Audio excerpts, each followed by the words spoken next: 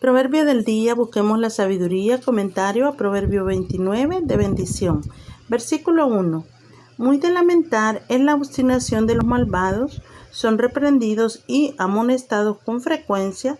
El hombre de reprensiones, dice literalmente el texto, por padres y amigos, por magistrados y ministros de Dios, pero endurecen su cerviz, compárese con Éxodo 32:9, es decir, se niegan a inclinar el cuello en señal de sumisión, lo cual es una locura, pues les espera un quebrantamiento sin medicina.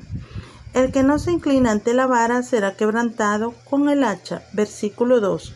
Aquí tenemos otra variante de 28:12 y 28, como ya indicamos allí. Versículo 3. Para la primera parte del versículo, véase 10:1 y 15:20. Podrá llamársele filósofo, que significa amigo de la sabiduría, pero el verbo hebreo para amar es aquí más fuerte que el griego. Además, la sabiduría semita, bíblica, es práctica, no es meramente especulativa como solía ser con pocas excepciones la filosofía griega. Cohen hace notar que la situación de hijo por varón en este proverbio podría dar a entender un hijo y mayor que es el sostén de sus padres, por lo que estos se alegran de que no se gaste su dinero con rameras, compárese con Lucas 15:30, quienes le arruinarían el alma, el cuerpo y la hacienda. Versículo 4. Por medio de la justicia el rey afianza, esto es, estabiliza y hace prosperar su país, pues se asegura la paz, se respetan las libertades y las propiedades de los súbditos e impera el orden en la sociedad. Mas el que lo carga de impuestos lo destruye, lo arruina.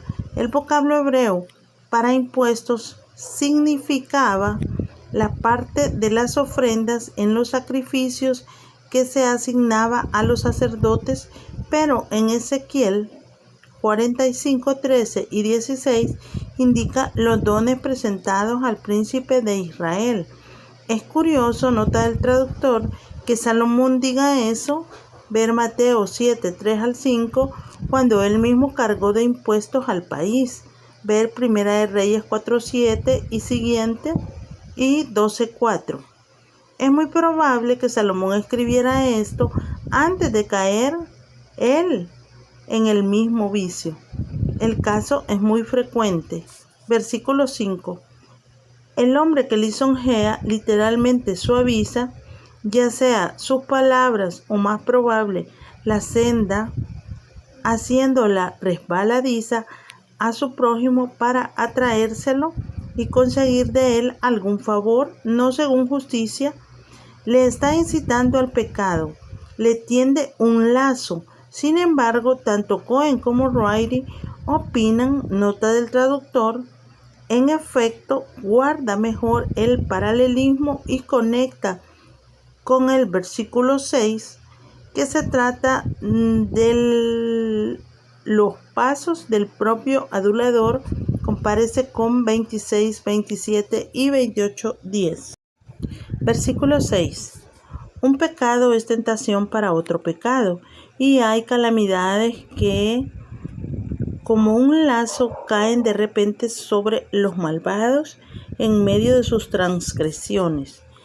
Esos lazos echan a perder todo el placer que los malvados hallan en sus transgresiones, pero los justos son preservados de tales lazos, caminan en libertad y por eso cantan y se alegran. Versículo 7. El juez justo conoce, es decir, considera, investiga y reconoce la causa, literalmente el juicio, el derecho de los pobres, de los desvalidos. Todos deben tener consideración con los pobres, ver Salmo 41:1, pero los jueces tienen un deber especial por el cargo que desempeñan. El sentido de la justicia debe hacer a los jueces y a los abogados tan solícitos y laboriosos en la causa del pobre como si se tratase de un magnate de quien esperasen grandes beneficios. Mas el juez malvado no entiende conocimiento, no presta atención a los derechos de los pobres, de los desvalidos, porque carece del discernimiento necesario para reconocerlos. Ver Job 29:16. Versículo 8. Compare este versículo con 11:11 y con 22:10, especialmente con el segundo. Los escarnecedores siembran el desorden y la confusión, pues no se paran a pensar en las consecuencias de sus acciones. Se burlan hasta de pensar con reflexión. Se burlan de ser refrenados por leyes y constituciones. Quebrantan la palabra dada porque se burlan de verse ligados por sus propias palabras. En cambio, los sabios calman la ira, es decir, se esfuerzan en suavizar diferencias a fin de que impere una atmósfera de paz. Versículo 9. Si un sabio contiende con otro sabio, puede esperarse entendimiento entre las partes y que se resuelva el asunto amistosamente. Pero si contiende, hebreo nishpat, contender en juicio con un necio, no habrá arreglo posible, no habrá quietud, literalmente, de ánimo. Lo mismo da que el necio se esfuerce o se burle de lo que se le dice, no sacará nada de él. Si se entiende del sabio, el sentido es ambiguo, ya se enoje o se ría, lo mismo si toma en serio que si toma a broma. El tratar con tal necio, ningún bien sacará con ello, solo perderá la calma propia del hombre prudente. Versículo 10. Los sanguinarios, los sedientos de sangre inocente, aborrecen al íntegro, al intachable, pues son como la descendencia de la vieja serpiente.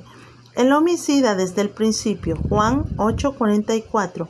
Mientras que los rectos van en busca del intachable, desean hacerle bien. Es cierto que la frase buscar el alma, o mejor la vida, de alguien suele significar intención de dar muerte a la persona, pero como dice J.J. Serrano, la mala intención queda excluida en el caso presente por el paralelismo antitético. Lo mismo opina el rabino Cohen, quien añade: este es el único modo satisfactorio de explicar el texto, y el argumento de que la frase tiene de ordinario el sentido opuesto no es decisivo contra él. Versículo 11. Necio es ciertamente el que ante la menor provocación da rienda suelta a toda su ira, diciendo lo que le viene a la boca sin reflexión ni consideración. En cambio, el sabio se domina a sí mismo, prudente y reflexivo, mide sus palabras con calma y escucha con atención lo que se le dice. Versículo 16. Cuanto mayor es el número de los pecadores, tanto mayor es el número de los pecados. En el antiguo mundo, cuando comenzaron los hombres a multiplicarse, Génesis 6:1, comenzaron a degenerarse y a corromperse a sí mismos y unos a otros. Y cuanto mayor es el número de pecados, tanto más cerca está la ruina profetizada.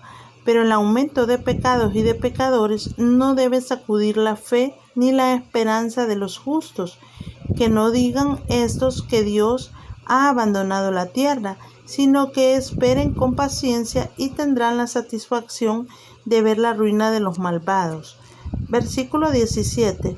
Es un placer para los padres, solo conocido de quienes disfrutan de esta bendición, ver el feliz resultado de la buena educación que dieron a sus hijos y contemplar la perspectiva de un buen porvenir para ellos, tanto en este mundo como en el otro. Los niños deben ser disciplinados, no se les debe permitir que hagan lo que quieran y que se vayan sin reprensión cuando hacen algo que no es conveniente. Versículo 18.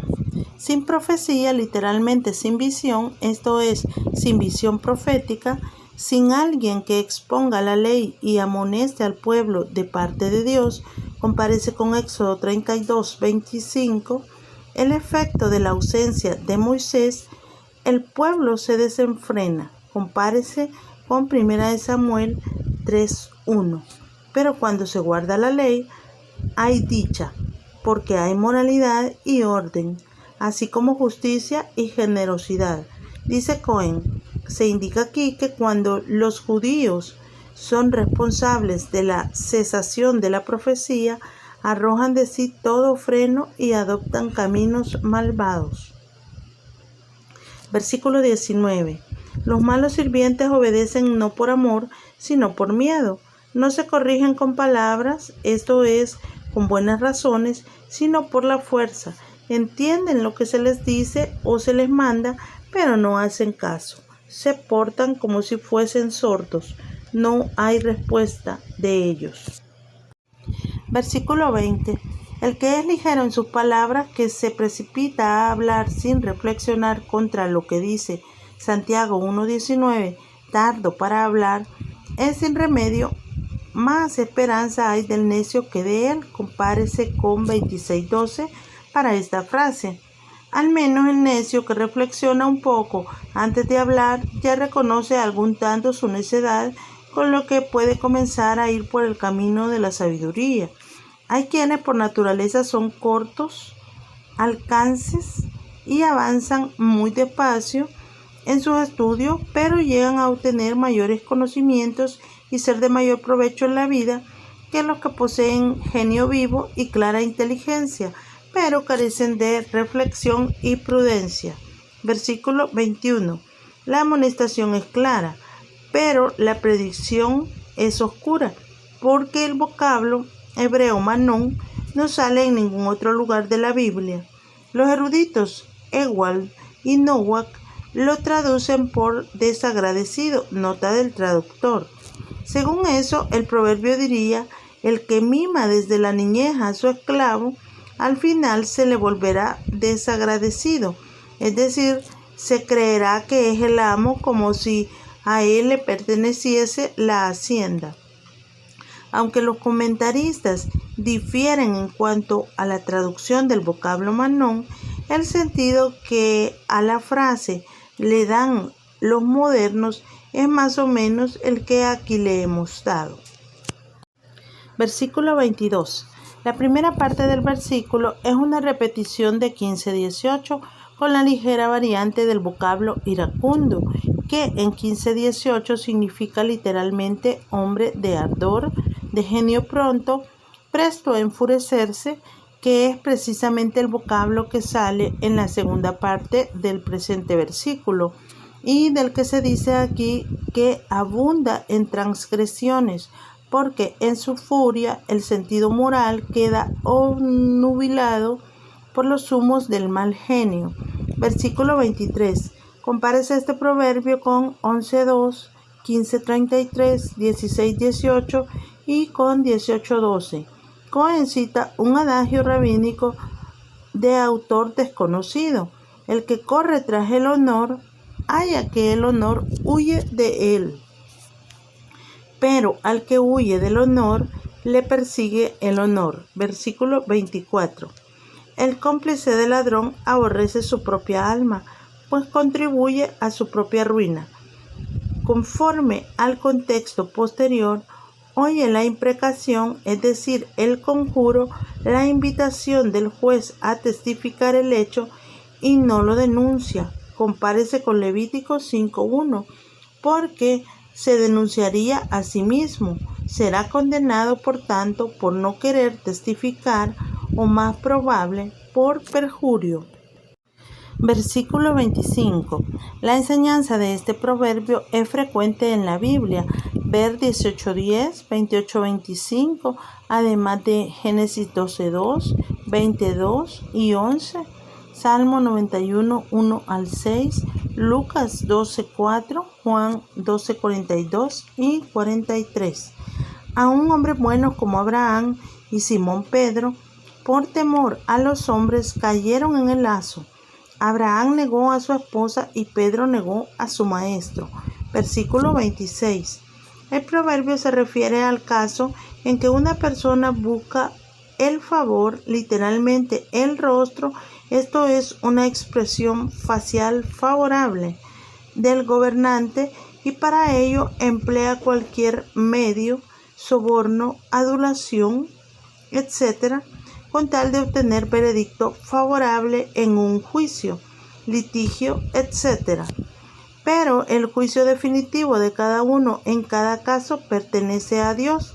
Aun cuando un gobernante o juez injusto condene a un inocente, Salomón mismo era un gobernante y, como se dice en castellano, conocía bien el paño. Más de uno acudiría a él buscando favor por medios deshonestos. Amán disponía del favor de Asuero, pero de poco le sirvió. Lo que importa de veras no es el favor del príncipe, sino el favor de Dios. Versículo 27. El proverbio expresa no solo la oposición innata entre el vicio y la virtud, sino también la antigua enemistad siempre existente entre la simiente de la serpiente y la simiente de la mujer. Génesis 3:15. Todos los que han sido santificados tienen arraigada antipatía a la maldad y a los malvados. Con esta mutua repugnancia entre el justo y el impío, entre el mal y el bien, se cierran los proverbios de Salomón, pues lo que queda son apéndices al libro.